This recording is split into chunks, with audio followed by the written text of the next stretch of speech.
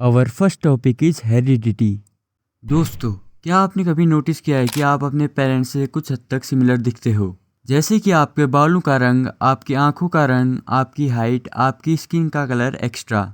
यानी कि आप अपने पेरेंट्स से कुछ कैरेक्टरिस्टिक गुण या फिर साइंस की लैंग्वेज में कहें तो कुछ ट्रेट्स एक्वायर करते हो। इन्हीं गुणों के आपके पेरेंट्स से आप में ट्रांसफर होने को ही हम हेरिडिटी कहते हैं। यानी कि द पासिंग ऑफ ट्रेट्स और characteristics from parents to their offspring from generation to generation is called heredity. और इस ट्रांसफर ऑफ ट्रेट्स में जीन्स बहुत इंपॉर्टेंट रोल प्ले करते हैं। यानी कि genes are the functional units of heredity that transfer characteristics from parents to offspring. अब हम टाइप्स ऑफ ट्रेट्स के बारे में पढ़ेंगे। दोस्तों, गुण यानी कि ट्रेट्स भी दो प्रकार के होते हैं। पहला है inherited trait and second acquired trait. Inherited traits way traits होते हैं जो हम अपने पेरेंट्स से मिलते हैं। यानी कि ये traits generation to generation pass होते रहते हैं। फॉर एग्जाम्पल, आपके बालों का रंग, आपकी आंखों का रंग, आपकी हाइट, आपकी स्किन का कलर एक्स्ट्रा।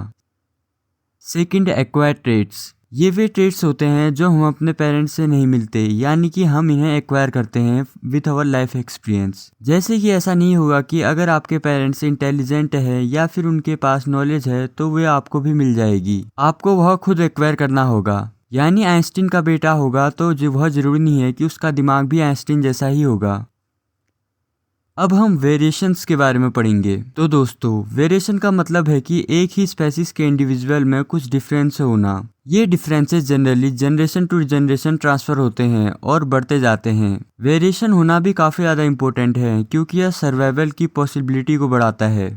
वेरिएशन के कारण ही ऑर्गेनिज्म की एडेप्टेबिलिटी इंक्रीज होती है विथ चेंजिंग इन्वायरमेंट, जिसके कारण इवोल्यूशन होता है और तभी आज हम ह्यूमंस इतने डेवलप हुए हैं।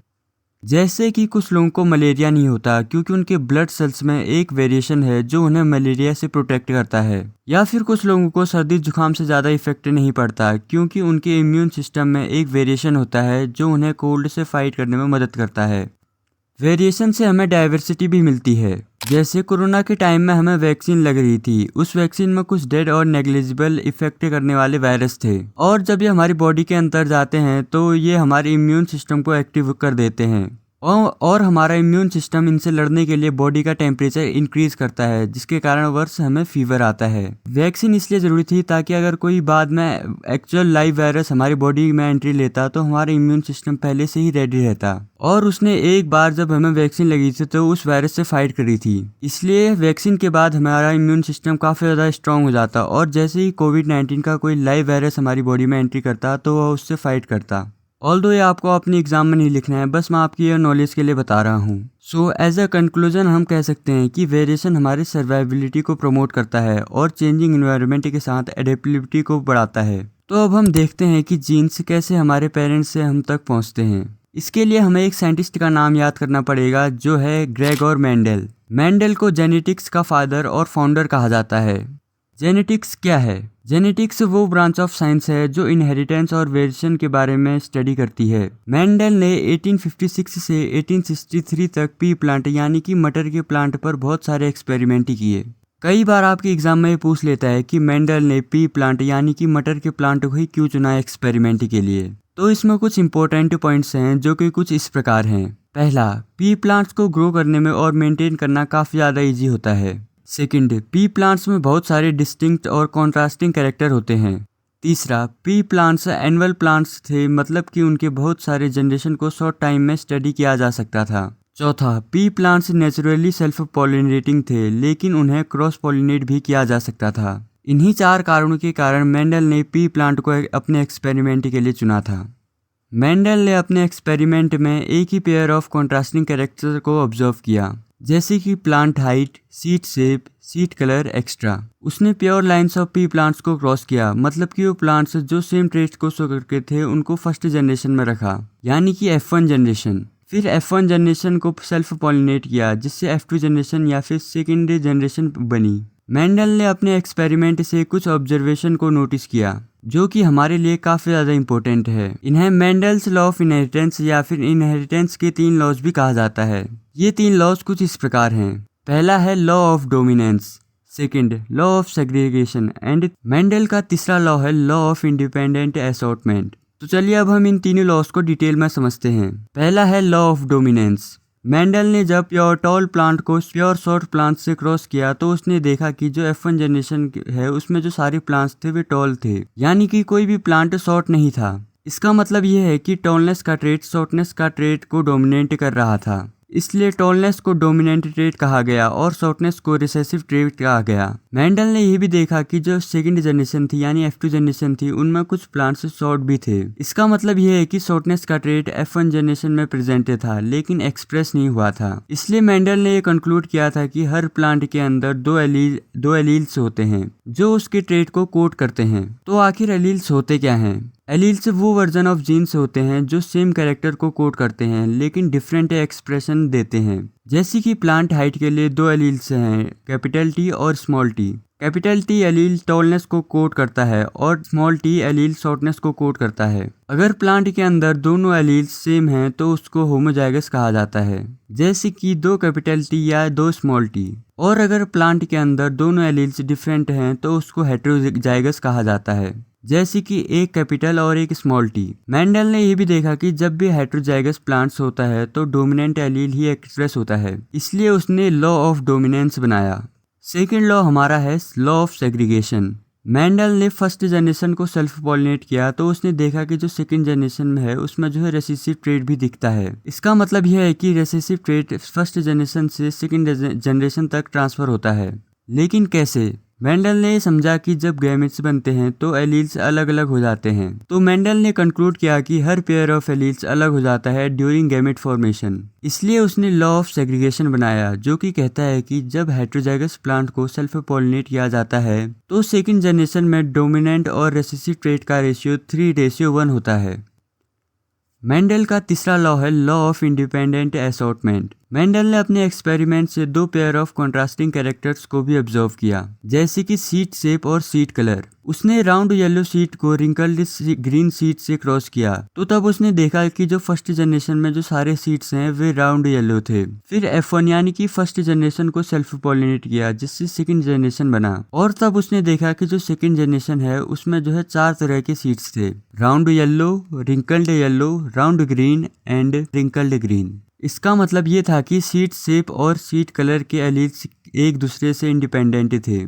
मेंडल ने यह भी देखा कि जो सेकंड जनरेशन है उसमें 4 तरह के सीट्स का रेशियो होता है जो कि 9:3:3:1 रेशियो में था, इसीलिए उसने लॉ ऑफ इंडिपेंडेंट बनाया। लॉ ऑफ इंडिपेंडेंट असॉर्टमेंट ये कहता है कि जब दो पेयर ऑफ कॉन्ट्रास्टिंग ट्रेट्स को क्रॉस किया जाता है तो जो सेकंड जनरेशन है उसमें उनके एलील्स इंडिपेंडेंट तरीके से असॉर्ट होते हैं। आई होप आपको ये तीनों लॉस क्लियर होंगे। ऑल्दो ये टॉपिक थोड़ा कॉम्प्लेक्स था तो एक बार मैं आपको इसको दोबारा समराइज करा देता हूँ। इस टॉपिक में आप मेंडल के एक्सपेरिमेंट को ध्यान में रखना कि उसने पी प्लांट यानी मटर के प्लांट लिया था। फिर हमने पी प्लांट को लेने के कारणों के बारे में पढ़ा था जो कि काफी ज्यादा इंपॉर्टेंट है। उसके बाद हमने मेंडल के 3 लॉस पढ़े थे। पहला है law of dominance. Law of dominance के अकॉर्डिंग जब दो कॉन्ट्रास्टिंग ट्रेट्स को क्रॉस किया जाता है तो जो फर्स्ट जनरेशन में सिर्फ डोमिनेंट ट्रेट ही दिखता है। सेकेंड लॉ उसने बताया लॉ ऑफ सेग्रीगेशन। जब हेटेरोजाइगस प्लांट को सेल्फ पॉलिनेट किया जाता है तो जो सेकंड जनरेशन है उसमें डोमिनेंट और रेसेसिव ट्रेट का 3:1 का रेशियो था। तीसरा और फाइनल लॉ था लॉ ऑफ इंडिपेंडेंट असॉर्टमेंट, यानी कि जब दो पेयर्स ऑफ कॉन्ट्रास्टिंग ट्रेट्स को क्रॉस किया गया तो जो सेकंड जनरेशन थी उनमें उनके एलील्स इंडिपेंडेंट तरीके से असॉर्ट हुए हैं। मेंडल ने यह भी समझाया था कि जो हर प्लांट के अंदर दो एलील्स होते हैं जो उसके ट्रेट्स को कोड करते हैं। एलील्स वो वर्जन्स ऑफ जीन होते हैं जो सेम कैरेक्टर को कोड करते हैं लेकिन डिफरेंट एक्सप्रेशन देते हैं। फिर हमने पढ़ा था कि एलील्स के कॉम्बिनेशन से हमें जीनोटाइप और फिनोटाइप मिलते हैं। जीनोटाइप एलील्स का कॉम्बिनेशन होता है जैसे कि 2 कैपिटल टी और 1 कैपिटल टी और स्मॉल टी या फिर 2 स्मॉल टी।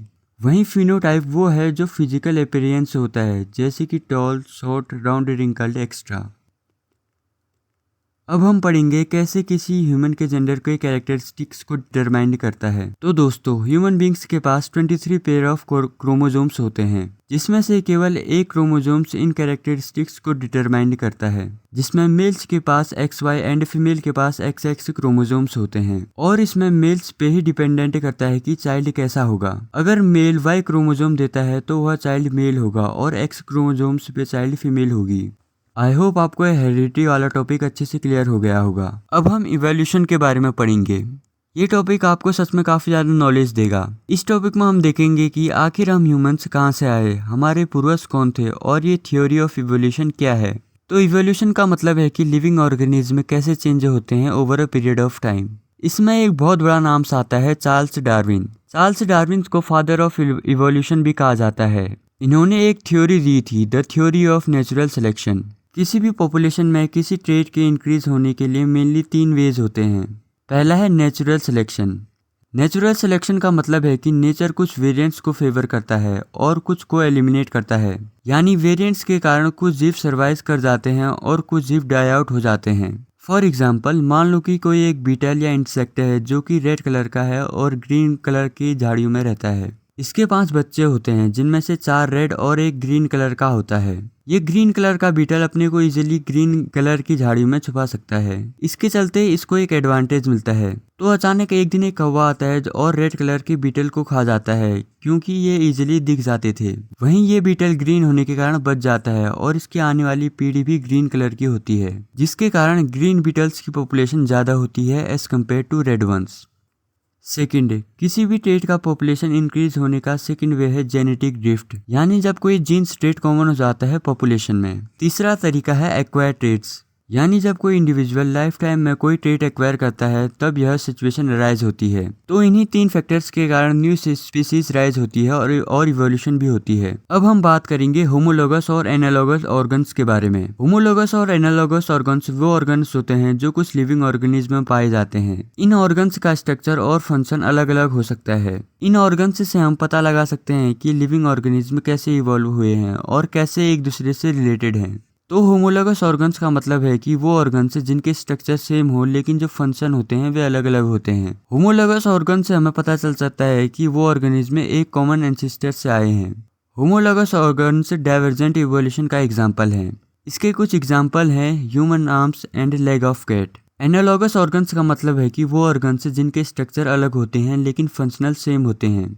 एनालॉगस ऑर्गन से हमें पता चल सकता है कि वो ऑर्गेनिज्म अलग अलग एंसेस्टर्स से आए हैं। एनालॉगस ऑर्गन से कन्वर्जेंट इवोल्यूशन का एग्जाम्पल है। कन्वर्जेंट इवोल्यूशन में अनरिलेटेड स्पेसीज सेम इन्वायरमेंट में एडोप्ट हो जाते हैं और उनके ऑर्गन से सेम फंक्शन करते हैं। इसके एग्जाम्पल हैं wings of birds and fins of fishes. तो इसी में कई बार एक क्वेश्चन आता है जिसका आंसर आप बचपन से जानते हैं, वह है fossils. So, fossils are the remaining traces of dead organisms which once existed on the earth. इसके एग्जाम्पल हैं dinosaurs skulls, bones extra. Our final and most interesting topic is human evolution. दोस्तों, जब हमने एवोल्यूशन ऑफ ह्यूमन बींग्स की study करी तो हमें पता चला कि सभी ह्यूमंस एक सिंगल स्पेसीज को बिलोंग करते हैं। हम सब अफ्रीका से आए हैं। इंसानों की स्पेसीज होमो सेपियंस का सबसे पुराना इतिहास हमें अफ्रीका में ही मिलता है और हमारी जीन्स भी हमें अफ्रीका से ही जोड़ती हैं। कुछ लाख साल पहले हमारे कुछ पूर्वज अफ्रीका छोड़कर दूसरी जगह गए और कुछ वहाँ ही रहे। जो वहाँ रहे उन्होंने अफ्रीका में ही फैला और जो बाहर गए उन्होंने और जगहों में फैला। अफ्रीका से वेस्ट एशिया, देन उसके बाद सेंट्रल एशिया, फिर फिलीपींस और ऐसे ही करते हुए अमेरिका पहुंचे। ये एक सीधी लाइन में नहीं हुआ, मतलब वे सिर्फ घूमने के लिए नहीं गए थे ऑब्वियसली। ये आगे पीछे कभी भी अलग होकर, कभी मिलकर, कभी अफ्रीका में आकर, कभी बाहर निकलकर चले गए। इसी तरीके से ह्यूमन बींग्स पूरे वर्ल्ड में स्प्रेड हुए। तो दोस्तों, ये था हमारा आज का टॉपिक हेरिडिटी एंड इवोल्यूशन। हमने देखा कि हम सब एक ही स्पेसीज के हैं और हम सब अफ्रीका से आए हैं। हमने अपने आप को हर जगह एडजस्ट कर लिया है और हमारी डाइवर्सिटी हमारी स्ट्रेंथ है। हमने बहुत कुछ सीखा है और बहुत कुछ सीखना अभी बाकी है और हमारी इवोल्यूशन का सफर अभी खत्म नहीं हुआ है। हमें और आगे बढ़ना है और नई नई चीजें करनी है। तो आई होप आपको ये वीडियो पसंद आया होगा। अगर आपको ये वीडियो पसंद आए तो इस वीडियो को लाइक और चैनल को सब्सक्राइब कीजिएगा ताकि हमारे आने वाली लेटेस्ट वीडियो की नोटिफिकेशन आपको मिलती रहे। See you in the next video. Till then, goodbye and keep learning.